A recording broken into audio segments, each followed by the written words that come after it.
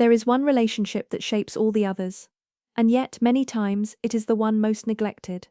The relationship with yourself. We can spend years focused on how we are doing with others, whether we fit in, whether we are liked, whether we meet expectations, whether we maintain certain relationships. But we do not always stop to ask something more essential. How am I with myself? And that question changes a lot. Because the relationship with yourself is not built only with positive thoughts, or nice phrases, or an image of confidence on the outside.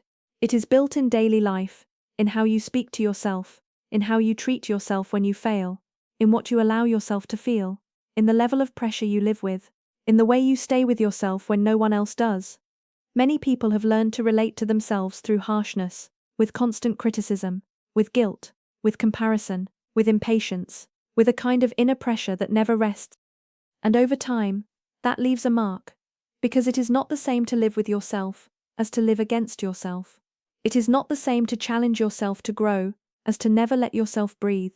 It is not the same to notice your mistakes as to become your own enemy. Here something important appears. The way you relate to yourself directly influences how you experience the world.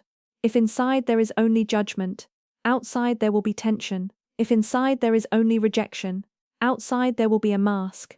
If inside there is only distance. Before speaking about purpose, decisions, or direction, we need to speak about the inner bond, because it is very hard to build a meaningful life when the person you are going to live it with, which is you, is at war with you. Here is a key idea. The relationship with yourself is not about liking yourself all the time. It is about learning to inhabit yourself without abandoning yourself. Even on confusing days, even when you doubt, even when you are not at your best. Maybe maturity is not about becoming perfect. Maybe it is about learning to hold yourself with more truth, more respect, and less inner violence. That is also growth.